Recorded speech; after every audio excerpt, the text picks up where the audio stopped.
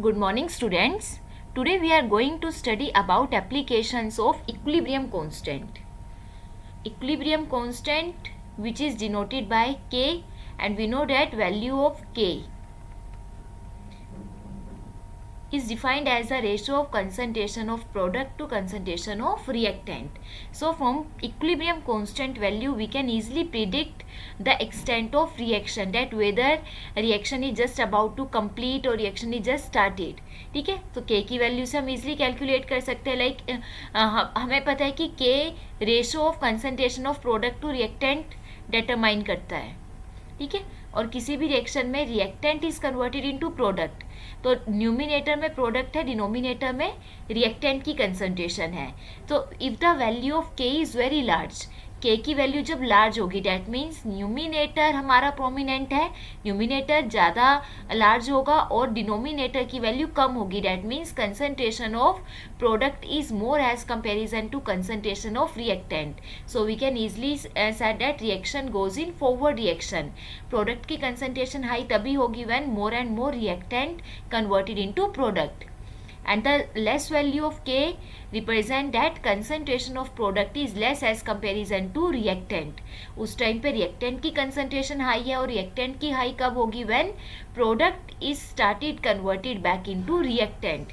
That means the reaction goes in backward reaction. ठीक है, तो यहाँ से K की वैल्यू को हमने 3 पार्ट्स में डिवाइड कर लिया. when K is greater than 10 raised to power 3, that means in this case value of K is very large, so reaction is just about to complete. when K is less than 10 raised to power minus 3, that means K की value large small है, तो small value किसको represent कर रहा है, that means reactant की concentration high होगी और प्रोडक्ट की कम, तो reaction is just about to start. ठीक है, रिएक्शन अभी जस्ट स्टार्ट ही हुई है, तो पहले ही इक्विलिब्रियम हमारा अटेन हो गया. And if the value of K is in between 10 raised to power minus 3 to 10 raised to power 3, that means there is appreciable range of concentration of reactant and product. दोनों की concentration almost equal है, तो reaction just अभी 50% हुई है. ठीक है, reaction half में है ना, तो हम ये कह सकते हैं कि reaction just अभी start हुई है या reaction complete होने वाली है. almost दोनों reactant और product की concentration almost same है, तो reaction just around 50% complete हुई है. Is it clear? So from value of equilibrium constant we can easily calculate the extent of reaction. Now the second application, that equilibrium constant helps us in predicting the direction of reaction. ठीक है, तो when in reversible reaction rate of two opposing process become equal, then ratio of concentration of product by reactant is represented by equilibrium constant. but अगर rate दोनों reactions का equal नहीं है, when rate of forward reaction is not equal to backward reaction, उस time पे जो ratio है, ratio is represented by reaction quotient, Q से हम रिप्रेजेंट करेंगे. Reaction quotient means when reaction is not in equilibrium, when the rate of forward reaction is not equal to the rate of backward reaction. ठीक है, तो अब Q और K की value को कंपेयर करके we can easily predict whether reaction equilibrium proceed in forward reaction और backward direction. So when Q is equal to K, that means our reaction is in equilibrium. तो अब यहाँ पे 2 more cases और applicable है, either Q is less than K और either Q is greater than K. अब अगर Q K से लेस है, तो उस केस में हमें इक्विलिब्रियम मेंटेन करने के लिए क्या करना पड़ेगा, Q की वैल्यू को इंक्रीज करेंगे. और Q की वैल्यू इंक्रीज कब होगी, जब आप न्यूमिनेटर की वैल्यू इंक्रीज करोगे और डिनोमिनेटर डिक्रीज करोगे. Numerator that means when the concentration of product increases and concentration of reactant decreases. और ऐसा कब होगा, when reactant when reactants start consuming and converted into product, that means reaction proceed in forward direction. ठीक है, so when Q is less than K, K से कम कब होगा, जब रिएक्टेंट की कंसंट्रेशन मोर होगी, एंड K के इक्वल इक्विलिब्रियम में कब कन्वर्ट होगा, when reactant is further started converted into product, that means equilibrium proceed in forward direction.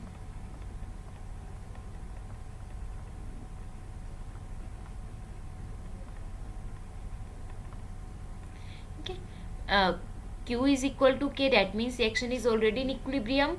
If Q is greater than K, यहाँ से देखिए Q K से ग्रेटर है, that means न्यूमिनेटर की वैल्यू हमारी ज़्यादा है, तो उस केस में प्रोडक्ट प्रोमिनेंट होगा, प्रोडक्ट आपका मैक्सिमम है. तो Q को K के इक्वल करने के लिए क्या करना पड़ेगा, अब प्रोडक्ट की वैल्यू हम डिक्रीज करेंगे और रिएक्टेंट इंक्रीज करेंगे. और ऐसा कब होगा, when product is started converted into reactant, that means backward direction. So in this case equilibrium proceed in backward direction.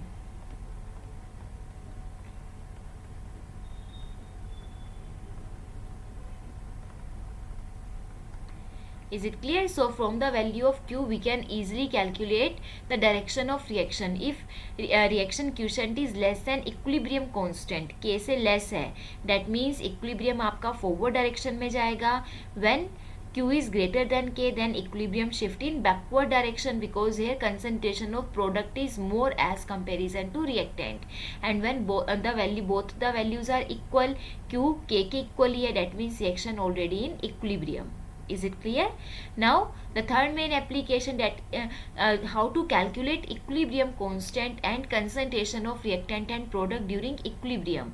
So ये हमें पता है, equilibrium constant की वैल्यू हम कैलकुलेट करते हैं by the ratio of concentration of product to reactant. Is it clear? So let's solve some numerical on the basis of this formula. So our first numerical is, the following concentration were obtained for the formation of ammonia from nitrogen and hydrogen at equilibrium at 500 Kelvin. So सबसे first जब भी आप solution करोगे, firstly write balanced chemical equation, because equilibrium constant depend upon the concentration of reactant and product in their balanced form. So ammonia की formation यहाँ पे हुई from nitrogen gas and hydrogen. So according to balanced chemical equation, 2 atoms of nitrogen are present in reactant side, तो यहाँ product में भी 2 से multiply होगा. hydrogen 6 atoms, तो hydrogen is multiplied by 3. ठीक है. And at 500 Kelvin concentration of nitrogen, hydrogen and ammonia is already given. You just have to calculate equilibrium constant. So write the expression for equilibrium constant for this reaction. We know that equilibrium constant represent the concentration of product, that is ammonia raised to the power stoichiometric coefficient divided by product of concentration of reactant, that is nitrogen and hydrogen, and raised to the power their stoichiometric coefficient. Is it clear? And according to the statement, concentration of ammonia 1.2 into 10 raised to power minus 2 molar whole square divided by nitrogen 1.5 into 10 raised to power minus 2 molar, and hydrogen concentration 3 into 10 raised to power minus 2 molar whole cube. तो ये क्या बनेगा, 1.2 into 1.2 10 raise to power minus 2 का whole square है, molar square. Unit आपकी number of moles पे depend करेगी, तो आप साथ साथ यूनिट मेंशन करते रहोगे ताकि आपको कोई कंफ्यूजन ना हो फिर बाद में. 1.5 3 टाइम्स मल्टीप्लाई होगा, so it become 27. 10 raise to power minus 2 into 10 raise to power minus 2 raise the power 3, तो ये 10 रेज़ टू पावर 4 और m4. ठीक है, तो इसको सोल्व करेंगे, ये m स्क्वेयर यहाँ से 2 आ जाएगा. ठीक है, और इस पूरे को सोल्व करने के बाद then it become 3.5 into 10 raise to power 2 per mole square. Molar represent molarity mole per litre, तो यहाँ से यूनिट क्या आएगी इसकी, डेट इज -2 है ना ये, तो दिस बिकम लीटर स्क्वेयर पर मोल स्क्वेयर. ठीक है, so this is equilibrium constant for the given equation of formation of ammonia from nitrogen and hydrogen. Is it clear? ये तो डायरेक्ट था, आपको इक्विलिब्रियम कंसंट्रेशन गिवन थी, जस्ट आपको यहाँ पे इक्विलिब्रियम कांस्टेंट का according to balanced chemical equation formula apply करके वैल्यू ही डायरेक्ट पुट करके सोल्व करना था. अब जो आपका मेन न्यूमेरिकल आता है, आपके इस टाइप के न्यूमेरिकल्स मेन इंपॉर्टेंट है, जहाँ पे आपको इक्वेशन बनानी होगी and you have to calculate equilibrium concentration. आपको कंसंट्रेशन गिवन नहीं होगी, ठीक है, आपको कैलकुलेट करनी आनी चाहिए. 2 moles of PCl5 were heated to 327 degrees Celsius in a closed 2 liter vessel, and when equilibrium was achieved, PCl5 was found to be 40% dissociated into PCl3 and Cl2. Calculate the equilibrium constant Kp and Kc for this reaction. So firstly write balanced chemical equation. यहाँ पे initially PCl5 था and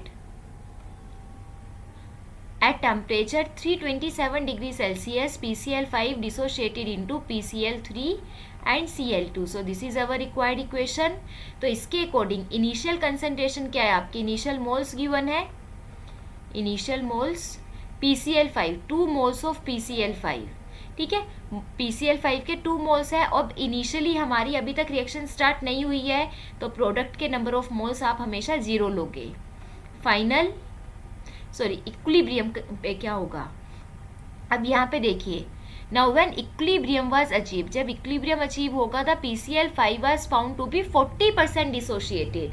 PCl5 के initial 2 moles से 2 में से 40% dissociate हो जाएंगे, तो 40% ऑफ 2 कितना बनेगा, that become 2 into 40 divided by 100, that is 0.8. तो out of 2 moles 0.8 moles of PCl5 dissociated into PCl3 and Cl2.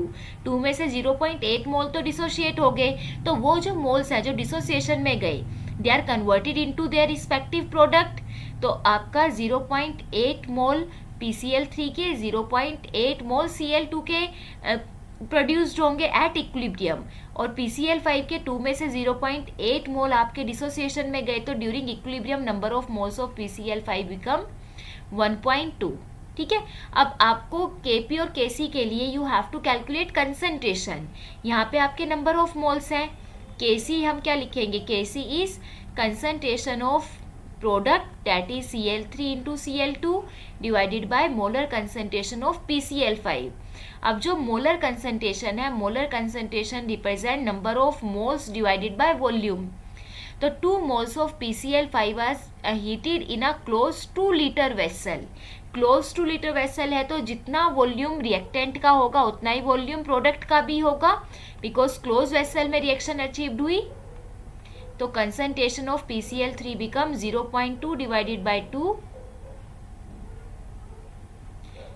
concentration of chlorine 0.8 divided by 2 divided by concentration of PCl5. PCl5 during equilibrium concentration 1.2 divided by 2. Is it clear? तो यहाँ से इसको solve करने के बाद we have to we can easily calculate value of equilibrium constant. So from here equilibrium constant become 0.267 mole per litre. यहाँ पे देखिए इसकी यूनिट भी मोल पर लीटर थी, मोल per litre divide by mole per litre, तो एक कैंसिल आउट हो जाएगा आपका, तो यूनिट मोल पर लीटर या डेल्टा एन की वैल्यू आपकी यहाँ पे -1 ही रहेगी. ठीक है, and now we have to calculate Kp also. Now we know that the relation between Kp and Kc. Kp is equal to Kc RT raise the power delta n. Kc की value है यहाँ पे 0.267, R आप लेके चलेंगे, RE 0.0821 litre atmosphere पर kelvin पर मोल. ठीक है, ये मोल पर लीटर था Kc. टेम्परेचर 327 डिग्री सेल्सियस, इसको केल्विन में कन्वर्ट करेंगे, so it is converted into 600 Kelvin. Delta n represent number of moles of product minus reactant. Product में 2 है, reactant 1, so delta n become 1. तो इसको सोल्व करने के बाद Kp बिकम 13.15 एटमॉस्फेयर. ठीक है, value of Kp is equal to 13.15 atmosphere. Is it clear? Now next is a sample of hydrogen iodide is placed in a flask at a pressure of 0.2 atmosphere. At equilibrium, the partial pressure of hydrogen iodide is 0.04 atmosphere. What is Kp for the given equilibrium? ठीक है, equilibrium के लिए Kp की value क्या होगी? सबसे पहले तो यहाँ पे इक्विलिब्रियम की रिएक्शन लिखिए. हाइड्रोजन आयोडाइड को जब हम अंडर प्रेशर रखेंगे, then it undergo dissociation and converted into hydrogen plus iodine gas. ठीक है, नाउ बैलेंस द इक्वेशन. तो 2 moles of hydrogen iodide when placed in a pressure of 0.2 atmosphere then it go dissociation and produced hydrogen plus iodine gas. तो initially pressure कितना है, initial hydrogen iodide का ही है, date is 0.2 atmosphere, product का 0, equilibrium पे. Now at equilibrium the partial pressure of HI is 0.04 atmosphere. अब यहाँ पे ये नहीं है कि प्रेशर इतना डिक्रीज हुआ, इक्विलिब्रियम पे प्रेशर इतना है, तो अब हाइड्रोजन और आयोडीन का कितना होगा. इक्विलिब्रियम पे हम अगर इनिशियल प्रेशर P है, इक्विलिब्रियम पे हम ये कंसिडर करते हैं कि P नोट प्रेशर अगर डिक्रीज हुआ तो P minus P note become equilibrium pressure. तो आपको यहाँ पे बेसिकली P नोट की वैल्यू कैलकुलेट करनी है कि कितना प्रेशर डिक्रीज हुआ. जितना प्रेशर डिक्रीज होगा उतना ही प्रेशर आपका प्रोडक्ट का आएगा. तो यहाँ से यह आ जाएगा 0.2 माइनस 0.04. ठीक है, टोटल प्रेशर में से, इनिशियल प्रेशर में से जब हम इक्विलिब्रियम प्रेशर माइनस करेंगे then it is equal to the pressure decreased. ठीक है, जितना प्रेशर रिएक्टेंट का डिक्रीज हुआ, तो ये कितना आएगा 0.16 एटमोसफियर. तो decrease in pressure of 2 moles of hydrogen iodide that is 0.16 atmosphere. अब 2 moles 1 मोल में ही कन्वर्ट हुए हैं. ठीक है, तो अगर 2 मोल्स का 0.16 एटमोसफियर प्रेशर डिक्रीज हुआ तो फॉर्मेशन तो 1 मोल की हुई ना, तो हाइड्रोजन आयोडाइड का प्रेशर कितना हुआ 0.1 divided by 2. Similarly iodine during equilibrium pressure become 0.16 divided by 2.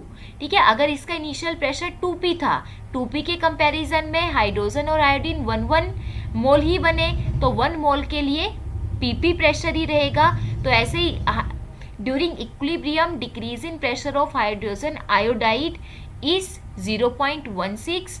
तो यहाँ पे ये 2 मोल्स का था, तो 1 मोल का कितना होगा divided by 2. Is it clear? That is 0.08 atmosphere और आयोडीन का भी 0.08. तो यहाँ से Kp की वैल्यू कैलकुलेट करनी है. Kp is partial pressure of product divided by partial pressure of reactant raise the power their stoichiometric coefficient. तो 0.08 atmosphere into 0.08 atmosphere divided by 0.04 atmosphere whole square. तो यहाँ से number of moles of reactant और product तो equal है, तो unitless होगा Kp की वैल्यू. यहाँ से एटमोसफियर के साथ तो एटमोसफियर कट ही हो जाएगा. सोल्व करेंगे तो Kp बिकम 4. ठीक है, value of Kp become 4. Is it clear? Now next is 3 moles of PCl5 kept in 1 liter closed reaction vessel was allowed to attain equilibrium at 380 Kelvin. Calculate the composition of the mixture at equilibrium. Now you have to calculate composition of reactant and product at equilibrium. अब हमें पता है PCl5 को जब भी हम close reaction vessel में रखेंगे then it undergo dissociation and produced PCl3 plus Cl2. तो यहाँ पे अब हमें इक्विलिब्रियम मिक्सचर कैलकुलेट करना है. तो इनिशियली नंबर ऑफ मोल्स कितने हैं, इनिशियल मोल्स हैं आपके 3, प्रोडक्ट 0, इक्विलिब्रियम पे क्या हो जाएगा, इक्विलिब्रियम पे आपको कैलकुलेट करना है. So consider that if x moles of PCl5 undergo dissociation during equilibrium. ठीक है, अगर 3 में से x मोल डिसोशिएट हुए तो प्रोडक्ट के उसके कोरस्पॉन्डिंग x मोल्स की ही फॉर्मेशन होगी. ठीक है, तो यहाँ से Kc की वैल्यू कितनी आ जाएगी, concentration of product divided by concentration of reactant, that is x into x divided by 3 minus x. Kc की वैल्यू गिवन है that is 1.80 is equal to x square divided by 3 minus x. इसको solve करेंगे कितना आ गया, x square is equal to 1.80 3 minus x that is 5.40 minus 1.80x. इधर आएगा x square plus 1.80x minus 5.40. तो इसको हम इक्वेशन को कंसिडर करते हैं एज अलजेब्रिक इक्वेशन. और अलजेब्रिक इक्वेशन के लिए जब हम x की वैल्यू कैलकुलेट करेंगे तो x minus b plus minus under of b square minus 4ac divided by 2a. ठीक है, तो इस वैल्यू को हेयर b इज माइनस 1.80, तो minus b minus 1.80 plus minus under root of b square that is 1.80 square minus 4 minus 5.40 divided by 2a। ठीक है, यहाँ से आपकी दो वैल्यू आएगी जब हम इसको सोल्व करेंगे, एक नेगेटिव वैल्यू एक पॉजिटिव वैल्यू। तो हम नेगेटिव वैल्यू को नेग्लेक्ट करेंगे बिकॉज हम यहाँ पे x की वैल्यू, x रिप्रेजेंट करें कंसंट्रेशन को, कंसंट्रेशन आपकी कभी भी नेगेटिव में नहीं होगी, पॉजिटिव वैल्यू ही लेंगे डेट इज अप्रोक्सीमेट 1.59। ठीक है, यहाँ से x की वैल्यू 1.59 आई, तो at equilibrium concentration of PCl3 and concentration of Cl2 that is equal to x, that is 1.59, and concentration of PCl5 that is 3 minus x, that is 3 minus 1.59, 1.41 molar. Is it clear? सो अगर composition calculate करना है तो हम अपनी side से consider करेंगे कि let us consider x moles are dissociated, तो रिएक्टेंट में आप एक्स मोल्स सब्ट्रैक्ट करोगे और प्रोडक्ट में बैलेंस्ड इक्वेशन के अकॉर्डिंग उसके कोरस्पॉन्डिंग उतने ही एक्स मोल्स की प्रोडक्शन होगी। अगर यहाँ पे जो भी कोफिशिएंट अप्लाई है उसके अकॉर्डिंग कंसंट्रेशन में उतना ही कोफिशिएंट आप साथ साथ लगा दोगे। Now next is at 1127 Kelvin at 1 atmospheric pressure, a gaseous mixture of carbon monoxide and carbon dioxide in equilibrium with solid carbon has 90.55% carbon monoxide by mass. Equation given है, carbon solid plus carbon dioxide is present in equilibrium with carbon monoxide.